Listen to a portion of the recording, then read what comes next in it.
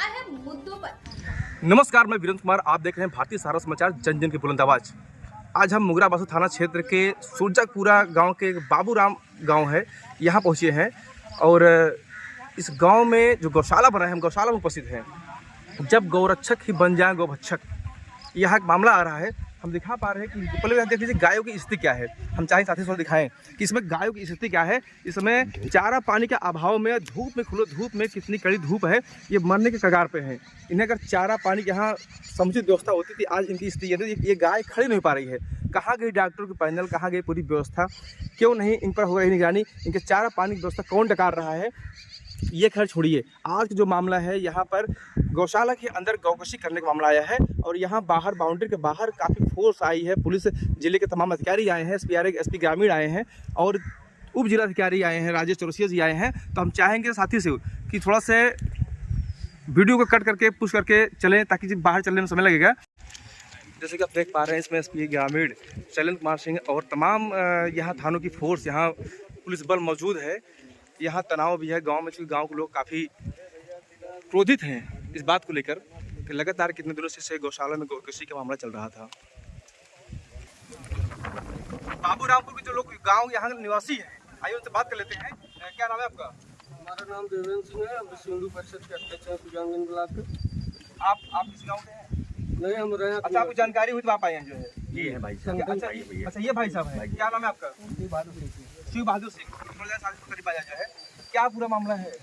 मामला यही है कि गौ हत्या यहाँ बहुत पहले से चल रही थी, लेकिन खुलासा आज हुआ। खुलासा आज हुआ? कैसे मालूम चल पाया? मालूम चल पाया कि सुबह सब शौच के लिए बाहर निकले थे, तो इसी के अंदर जो है काम वो कर रहा था। तभी कुछ लोग देखे उसको, तो उसके बाद फिर हल्ला उल्ला मचाए। तो गाँव के लोग धीरे धीरे सब जुट गए और उसके बाद उसको पकड़े। तो मतलब जब उसके ऊपर मार पड़ी तो वो बोला कि ये, सब लोग पूछे कि भैया आज पहला चांस है कि और पहले करते थे? तो बताया कि नहीं, ये हमारा जो है काम 31वां है। अच्छा, इसमें कितने लोग गिरफ्तार हुए हैं? गिरफ्तार हुए हैं शायद 2 लोग। एक वही आरोपी जो किया है, वारदात किया है, वही। ग्राम प्रधान गए हैं और एक आरोपी। ग्राम प्रधान नहीं, ग्राम प्रधान हम नहीं बता सकते। ग्राम प्रधान को ले गए। जिनकी ड्यूटी गौशाला पे लगी थी वो फरार है। जिनकी ड्यूटी गौशाला पे लगी थी वो फरार, दोनों फरार है। लेकिन जो गौकशी करने वाला व्यक्ति था, बाहर से आया था और वो गिरफ्तार हुआ है। और यहाँ के ग्राम प्रधान को लिवा के पूछताछ के लिए लिवा के गए, थाने पे लिवा गए जो है। लेकिन समस्या इस बात की है कि जहाँ बाबा की सरकार है प्रदेश में, माफिया डरते हैं उनके नाम से, तो ये गौरक्षक के लिए गौशाला बनाया गया है। अब उस गौशाला में ही गौकशी हो रही है। बात इस बात की है, ये बहुत ही गंभीर विषय है। और क्या करना चाहिए? प्रशासन, हम लोग सूचना जब दिए तो प्रशासन बारी बारी से, मतलब थाना मुगरा बासापुर और क्या कहते हैं कि सुजानगंज, बदलापुर और प्रशासन आए। हम लोग की मदद के लिए प्रशासन आए। फिलहाल पुलिस अपना काम कर रही है, जांच कर रही है, जो दोषी होंगे कार्रवाई होगी।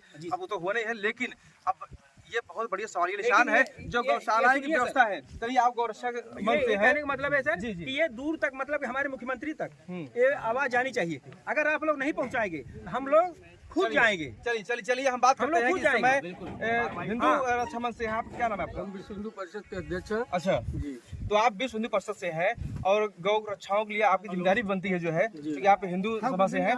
लेकिन ऐसे में बताइए कि इतनी जो व्यवस्था अव्यवस्था में बदली है, क्योंकि सरकार तो गौशाला पूरा बनवा दी हर जगह, हर गाँव में, उनकी रक्षा हो सके। तो ये फिर गौशाला में गौकशी हो रही थी, ये सवालिया निशान और गौशालाओं पर है। क्या कहना चाहेंगे?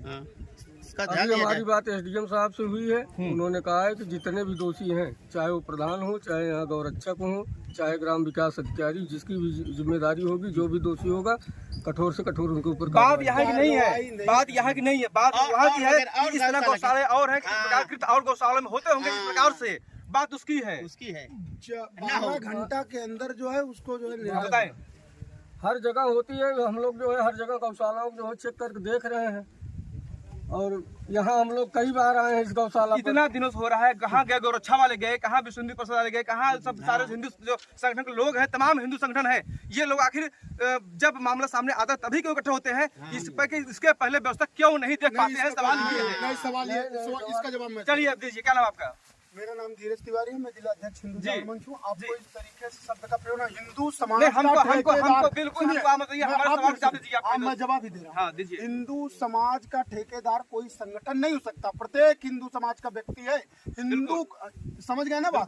किसी संगठन के ऊपर जिम्मेदारी इस प्रकार का आरोप प्रारूप लगाना इसको ठीक नहीं है। हम्म। मेरे कहने का सिर्फ आशय ये है कि हिंदू समाज को संगठित करने के लिए हिंदू समाज के संगठन कार्य करते मेरा हैं। कहने का तरह मतलब था कि जो भी व्यवस्था के लोग हैं, हाँ। जिनको लगता है कि हमारी जिम्मेदारी है, हाँ। गौरक्षा हमारी जिम्मेदारी है, जी। प्रत्येक व्यक्ति की जिम्मेदारी है, हाँ। तो वो ये सब जांच या फिर इसकी निगरानी पहले क्यों नहीं करता?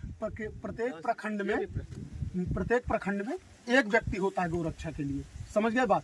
और वो एक समय व्यक्ति समय पर तमाम हिंदू गौशाला में जाकर नहीं, तमाम गौशाला में जाकर ये क्यों नहीं देखते रजिस्टर में कितनी गाय वहाँ एंट्री है, कितने गोवंश है वहाँ पर है, कितनी कितना वहाँ से कम हुए हैं, सरकार और प्रशासन कितना और आ समाज- रहे हैं, कितना जा रहे हैं, सर, ये सर, जब सर। आउटपुट अरे इनपुट पहले- दोनों देखना है। हाँ, दोनों देखना है। हाँ। ये सरकार, प्रशासन, समाज, प्रत्येक लोगों की जिम्मेदारी बनती है। समझ रहे ना आप हमारी बात। अगर इस प्रकार का कुकृत्य इस समाज में हो रहा है तो उसे उचित न्याय मिले और उस व्यक्ति को उचित दंड मिले। ये तो मामला प्रकाश में आने के बाद होता है कि उचित दंड मिले, न्याय मिले, पुलिस अपनी कार्रवाई करती है, पुलिस की कार्रवाई होती है वो। लेकिन इसके पहले मैं चाह रहा हूँ क्यों नहीं इसकी निगरानी हो पाती है? उसकी निगरानी तो प्रशासन और समाज और सरकार की तीनों लोगों की है ना। समाज के लोगों को भी ध्यान देना चाहिए, प्रशासन के लोगों को भी ध्यान देना चाहिए, सरकार को भी ध्यान देना चाहिए। सरकार इतनी बड़ी गौशाला अगर मेरा कहने का इतना सीधा मतलब था, यही था कि जिम्मेदारी बनती है वो होना चाहिए। हम मामला आने पर ही क्यों सड़कों पे आते हैं, क्यों नारेबाजी करते हैं, क्यों पुलिस दोषी के साथ आते हैं? कोई नारेबाजी नहीं कर रहा है। बहुत प्रेम से सरकार से, प्रशासन से हमारा निवेदन है कि 12 घंटे के अंदर अगर उस व्यक्ति को दंड मिल जाता है तो ठीक है, नहीं तो फिर संगठन अपना काम करने के लिए तैयार है। आखिरी सवाल आपसे, जो अन्य गौशालाएं हैं जी। जो चल रहे हैं, जी, इस प्रकार की तो वहाँ भी होता होगा, ऐसा सवालिया निशान है? सवालिया निशान तो है। उसकी जांच होनी चाहिए, जांच समय समय पर रजिस्टर चेक होना चाहिए। जो जिम्मेदार लोग हैं, ये कार्य समाज और संगठन का नहीं है, ये काम सरकार के लोगों का, जिसने इसको आवंटित किया है। आप समझ रहे हैं बात? सरकार पे आप प्रश्न लगा रहे हैं। नहीं, सरकार पे सरकार हमारा की व्यवस्था प्रश्न- प्रश्न आपका है, हाँ, सरकार के जो व्यवस्था- व्यवस्था के लोग हैं उनमें कमियां हैं। बिल्कुल बिल्कुल है ना? बिल्कुल। तो ये मैं चाहूंगा, सरकार से कहना चाहूंगा, जो इनकी अपनी व्यवस्था है, गौशाला की व्यवस्था, इसको और दुरुस्त करें, क्योंकि उनकी व्यवस्था में खलल पैदा है, कमी है, जो वो गौरक्षा के लिए बनाया है गौशाला। आपका संहिता चैनल भारत सरकार की डिजिटल मीडिया आचार संहिता 2021 के अंतर्गत FCDN का सदस्य है। हम अपनी खबरों में FCDN की कोड ऑफ इथिक्स का पालन करते हैं। FCDN का सदस्य होना ही खबरों की प्रामाणिकता है।